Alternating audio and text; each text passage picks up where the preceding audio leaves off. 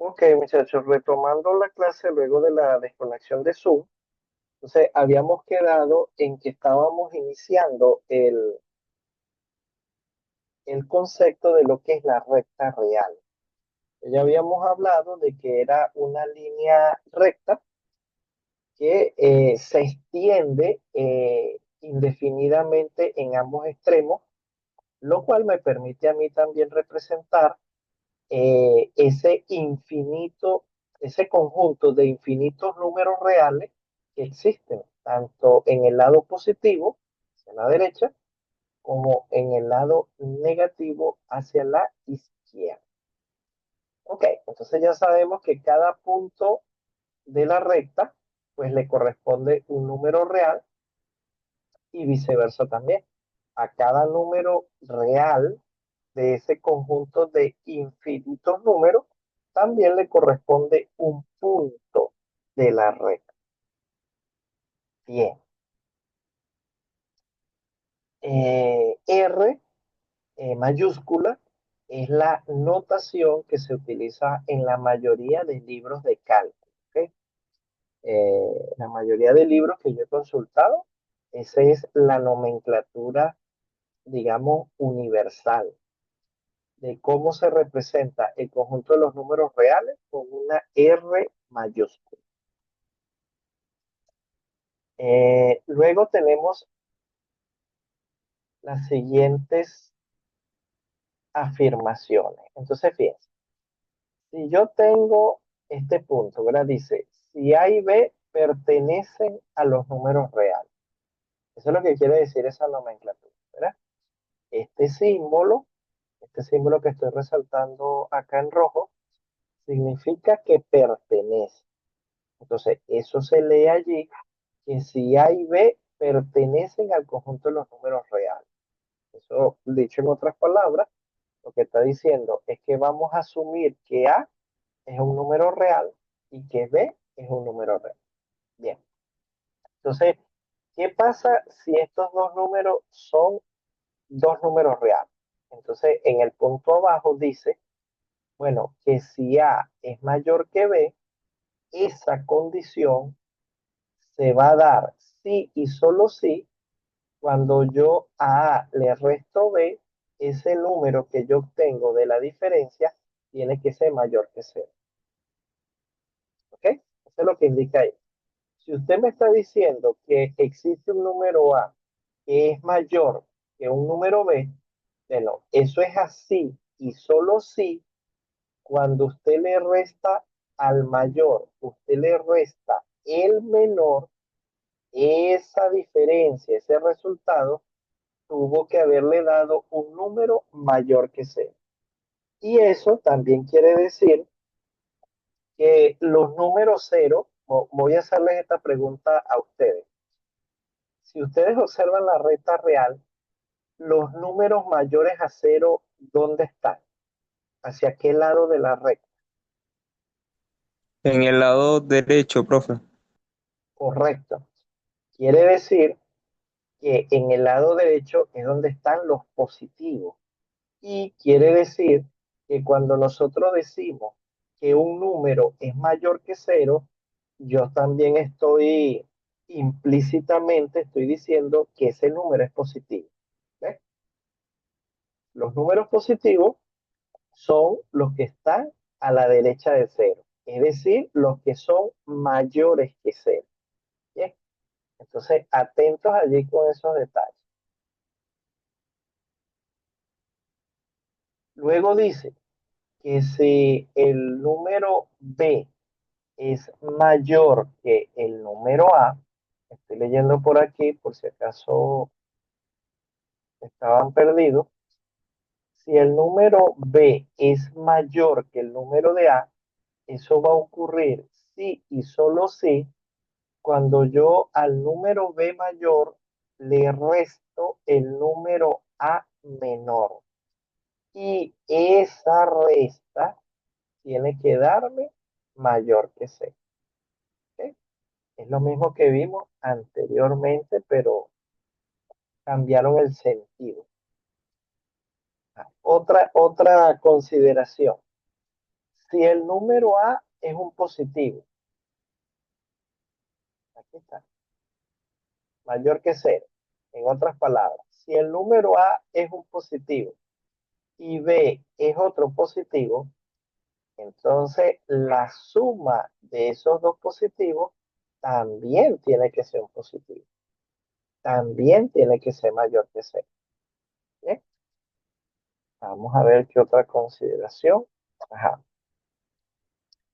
Si tengo un número A positivo y tengo un número B positivo, entonces el producto de esos dos números tiene que ser mayor que cero. O, dicho en otras palabras, tiene que ser un número positivo. Otra consideración. Si tengo tres números y los tres números pertenecen al conjunto de los números reales, entonces,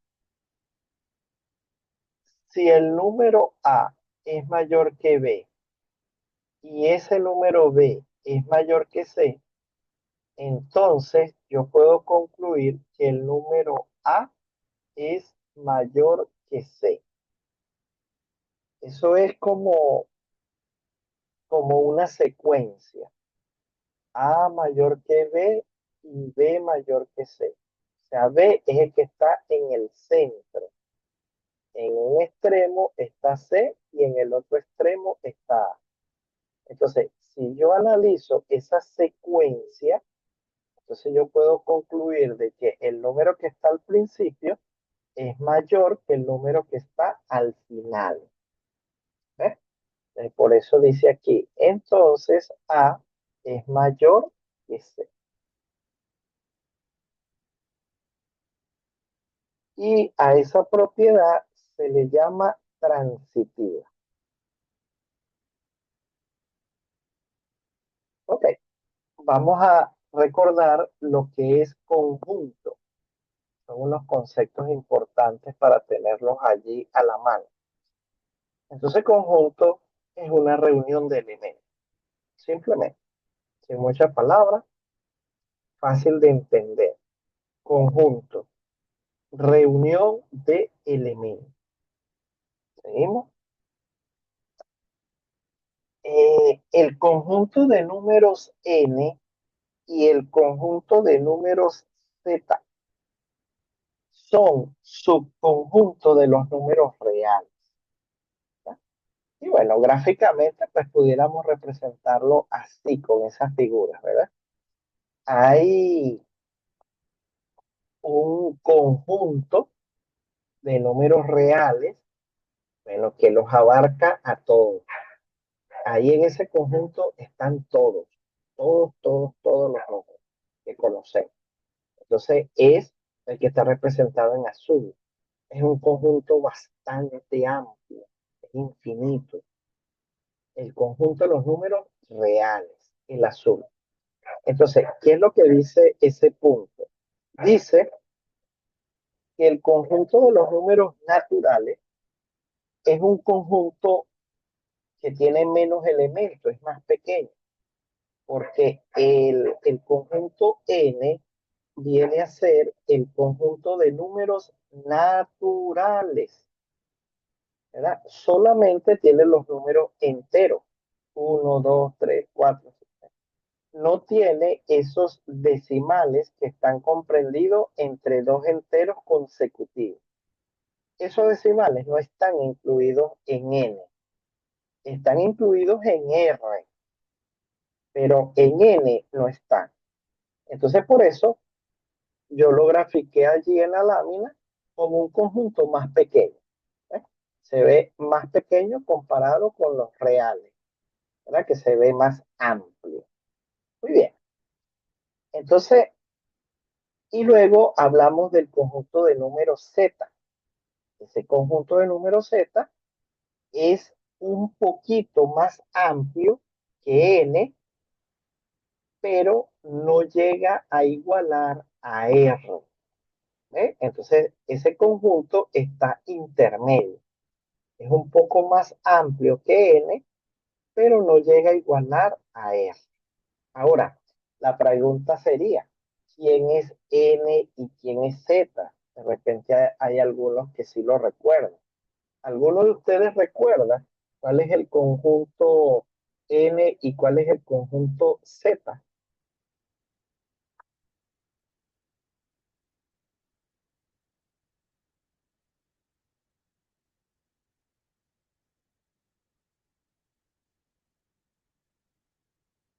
¿Me copiaron la pregunta? Pregunta otra vez, profe, ¿cómo dijo? Disculpe. Que si alguno de ustedes recuerda eh, cuál es el conjunto de números N, ¿verdad? ¿Cómo se llama? Y cuál es el conjunto de números Z.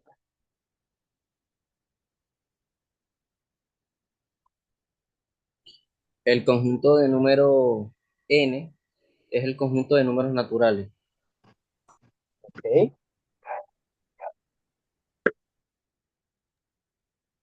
Y Z, otra persona que me lo diga que no sea ni Guzmán.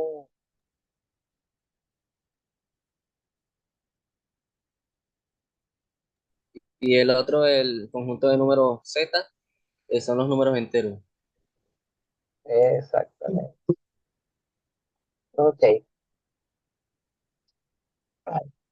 Entonces, vamos a verlo en los puntos siguientes. N es el conjunto de los números naturales, ¿eh? Un conjunto más pequeño. Z, el conjunto de números enteros. Es un conjunto un poco más grande.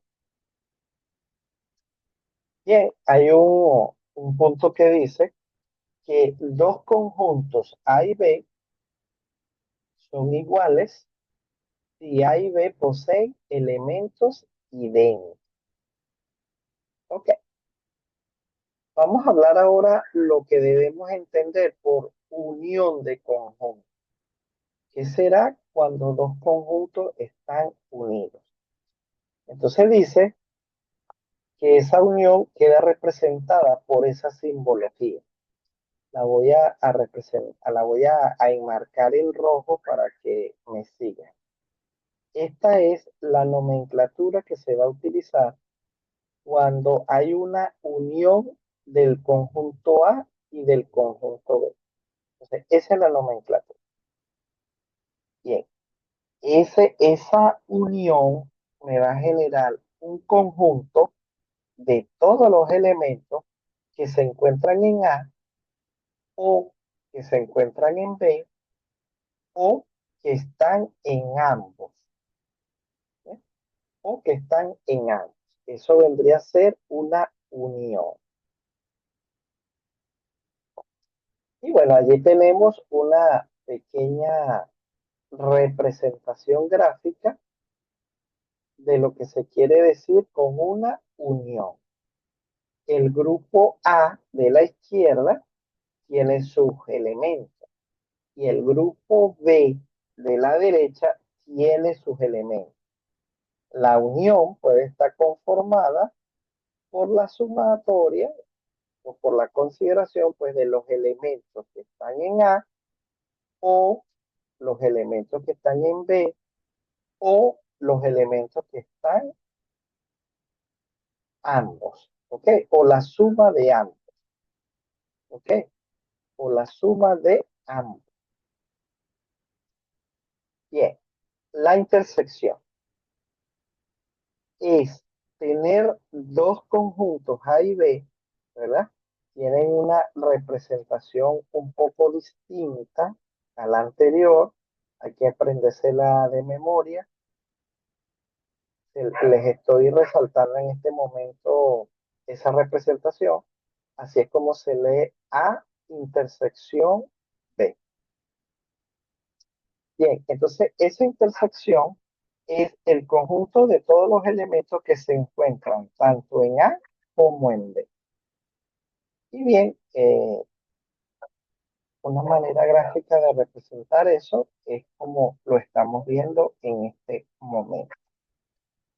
Esa intersección que hace es que genera un grupo, un conjunto, un subconjunto de elementos, pero la característica que esos elementos van a tener es que ellos están en el conjunto A y también ellos están en el conjunto B. Eso es lo que significa una intersección, que esos elementos estén en ambos conjuntos iniciales, pues en ambos conjuntos iniciales, tanto en el A como en el B. En cambio, en la unión, usted puede agregar, sumar los elementos de uno y los elementos del otro, pero no va a haber elementos en común, ¿eh? En común en los dos miembros, en los dos conjuntos iniciales, ¿eh? Sino que se suman, se agregan. Esa es la idea de unión. Hay un conjunto interesante que dice que no tiene elementos.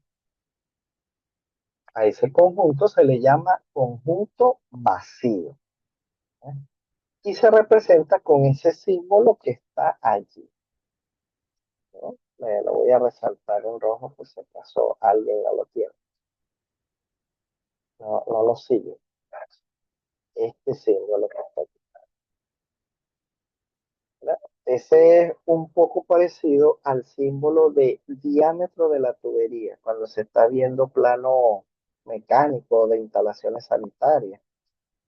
Indica el diámetro de una tubería o de un orificio o de una forma circular, en el caso de una pieza mecánica. Bueno, ese símbolo, muy parecido a este, es el que se utiliza para hacer referencia al conjunto vacío. Okay.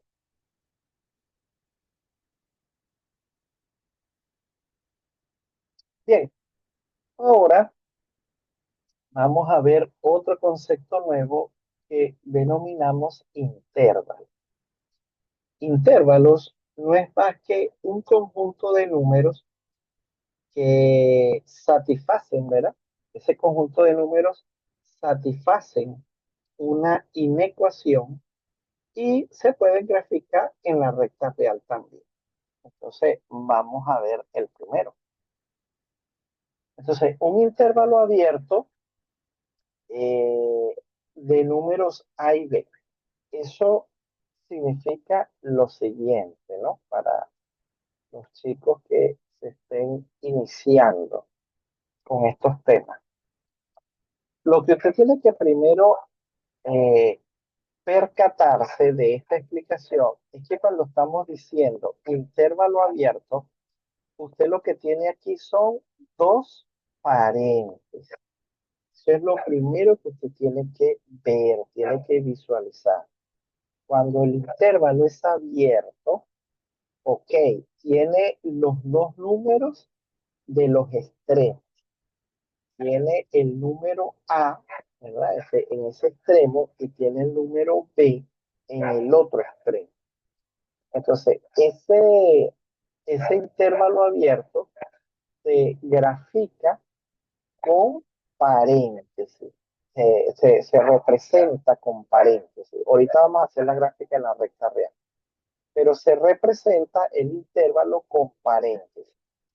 El uso de paréntesis es la convención, es la manera como se conviene en representar un intervalo abierto, con paréntesis. Entonces es importante que lo sepan para que se den cuenta que si usted en el examen hace el paréntesis, lo dibuja de otra